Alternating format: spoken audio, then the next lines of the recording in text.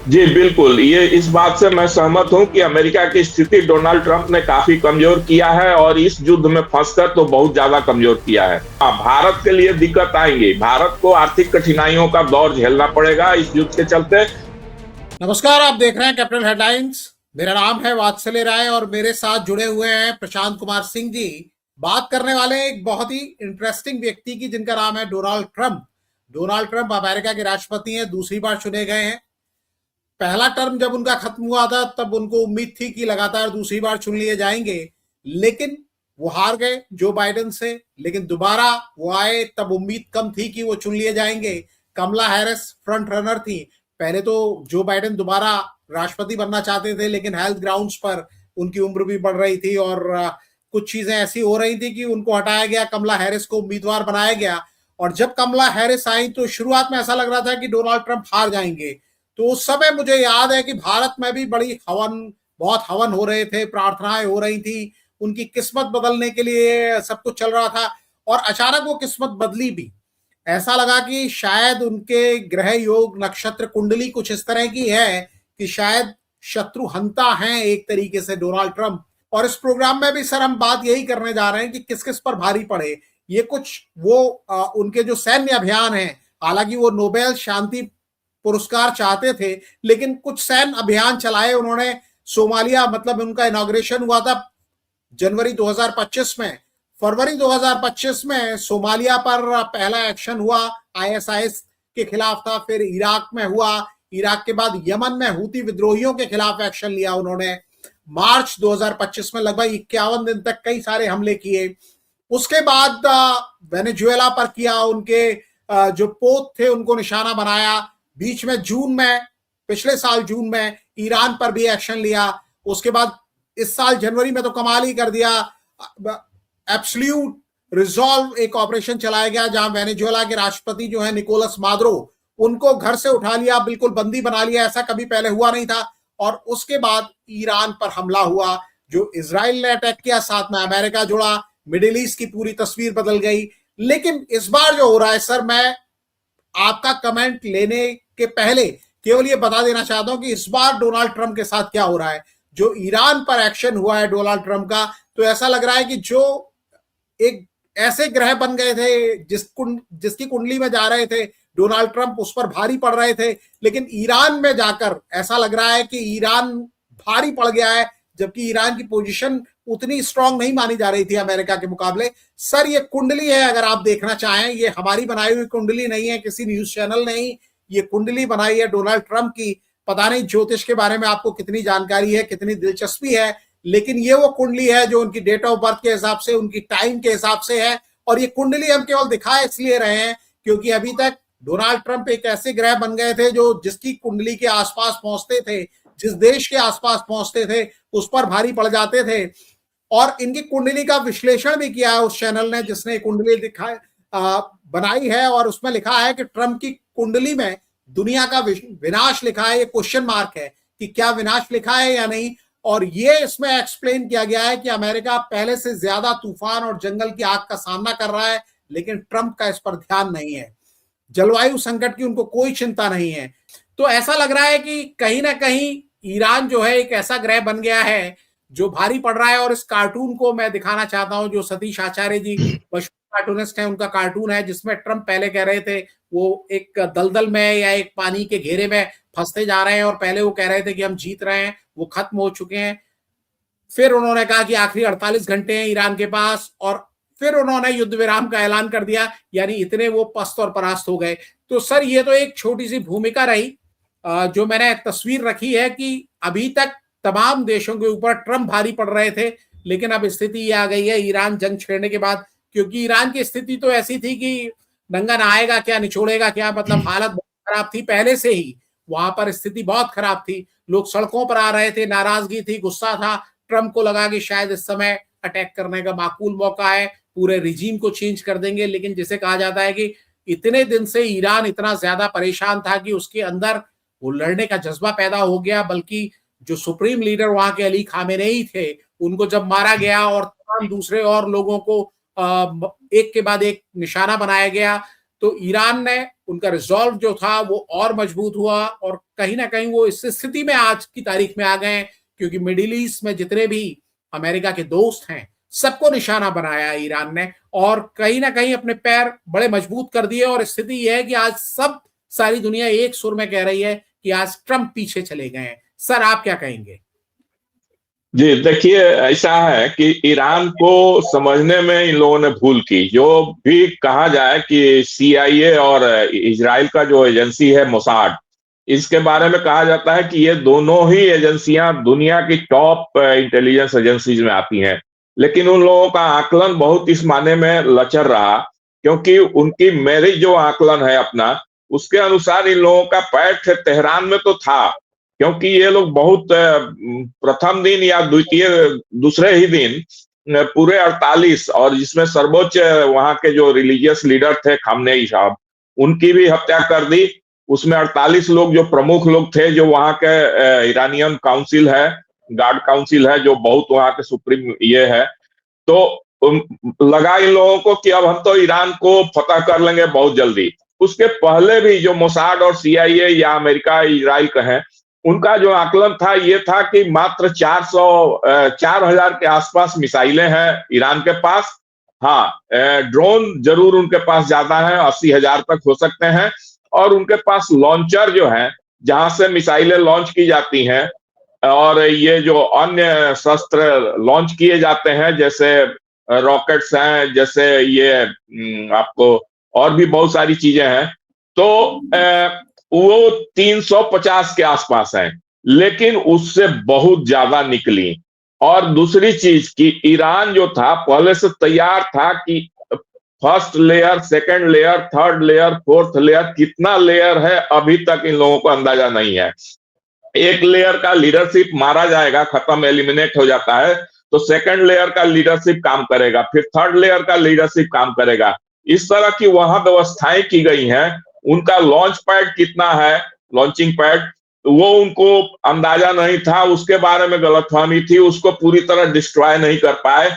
इसके अलावा इन लोगों को इतनी उम्मीद नहीं थी कि उनके मिसाइल इतने मारक होंगे, क्योंकि आप देखिए कि दो सबसे बड़े बड़े युद्ध पोत अमेरिका के आ गए थे नजदीक में, दोनों को भागना पड़ा वहां से उठकर।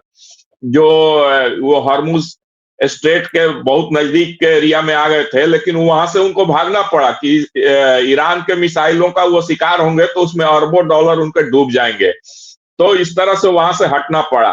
ठीक है, फिर दोबारा डिप्लॉयमेंट हो रहा है, बहुत सारे डिस्ट्रॉयर नेवी के, बहुत सारे फ्रिगेट्स, बहुत सारे पनडुब्बियां, बहुत सारे युद्धपोत मीडियम लेवल के, बड़े लेवल वाले तो उन्होंने हटा लिए, तो मीडियम लेवल के युद्धपोत का डिप्लॉयमेंट फिर से वो कर रहे हैं। और उसमें झांसा भी दे रहे हैं कि हमारी बातचीत चल रही है, ईरान कह रहा है कि हमारी बातचीत नहीं हुई है, और युद्ध सीज फायर की बातें हो रही हैं, इस तरह से चीजें कर रहे हैं, लेकिन वो मोटा मोटी टाइम बाई कर रहे हैं। मैं आपसे ये समझना चाहूंगा कि जब वेनेजुएला पर अमेरिका अटैक करता है और मादुरो को वहां से निकाल के ले जाता है, समझा जाता है कि तेल के लिए किया गया, और ये भी उस समय कहा गया कि चाइना ने बहुत सारा इन्वेस्टमेंट किया हुआ है, किया हुआ था पहले से, और उसके बहुत सारे इंटरेस्ट थे वेनेजुएला में। मादुरो उनके बड़े अच्छे दोस्त थे।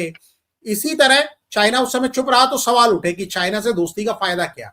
और ईरान तो एक तरीके से चीन का बहुत करीबी दोस्त था, स्ट्रेटेजिक पार्टनरशिप थी।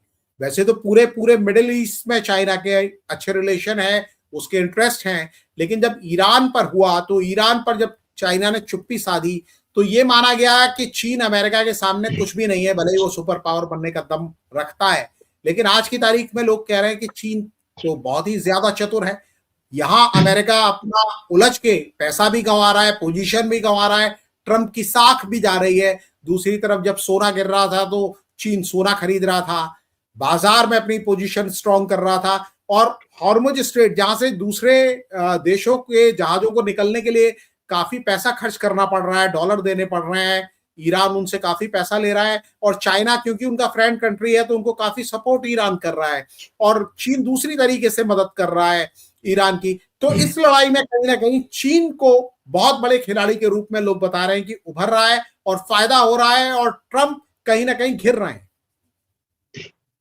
देखिए, चीन के साथ एक फायदा ये है कि चीन अमेरिका को भी मोटा मोटी अपने शर्तों पर झुका देता है, क्योंकि जो रेयर अर्थ मिनरल्स और जो मैन्युफैक्चरिंग ये है डिपेंडेंसी है अमेरिका की, तो दो चीजों के मामले में अमेरिका की बहुत मजबूर हो जाता है चीन के सामने। इसका फायदा चीन ले रहा है, इसलिए चीन खुलेआम ईरान के साथ अपना ये कर रहा है।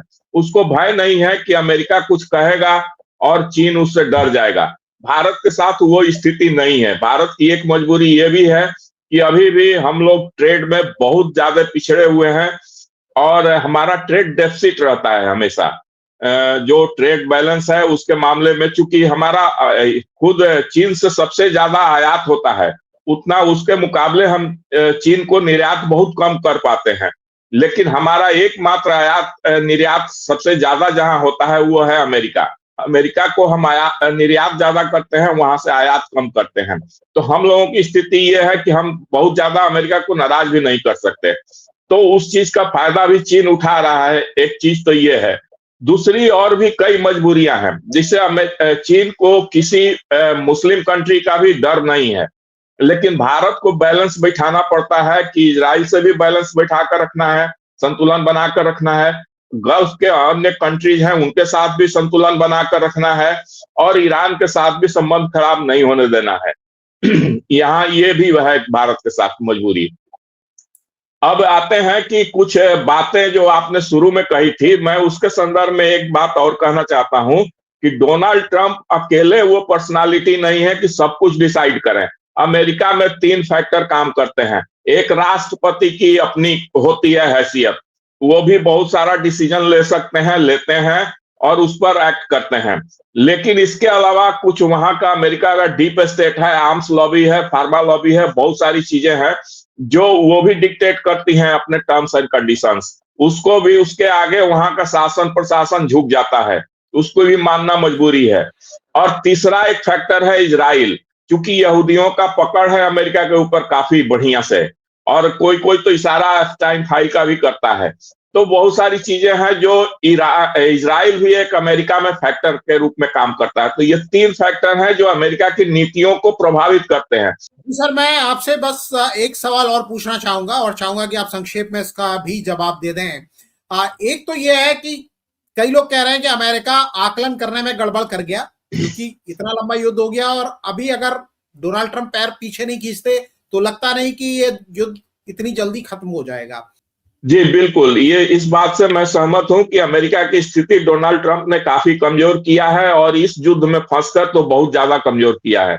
अमेरिका निरंतर कमजोर हो रहा है। एक चीज ये है, क्योंकि जो वेनेजुएला के बाद एक साइकोलॉजिकल गेम किया था कि पूरी दुनिया में दादागिरी अमेरिका की चलेगी, ये डोनाल्ड ट्रंप ने तय कर दिया। लेकिन इस युद्ध के साथ उनका जो साइकोलॉजिकल बढ़त थी उसको लूजर के रूप में आ गए।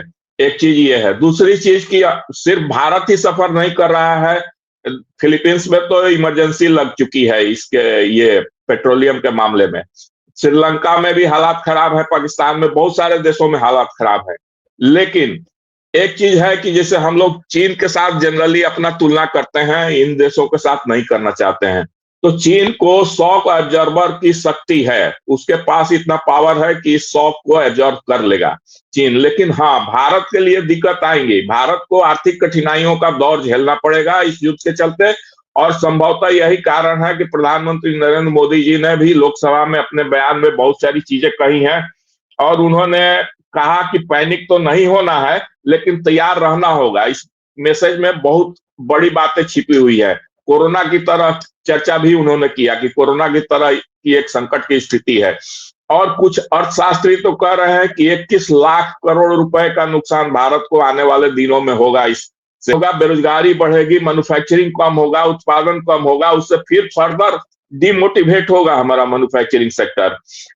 जी सर, बिल्कुल आपने सही कहा कि अगर लंबा खिंचता है तो नुकसान सबको होगा, लेकिन मुझे लगता है कि सबसे बड़ा नुकसान डोनाल्ड ट्रंप को होगा, जो कि नोबेल पुरस्कार चाहते हैं शांति का। सिंह साहब, आपने हमें वक्त दिया, इतने विस्तार से इतने जटिल मुद्दे को आसान शब्दों में समझाया।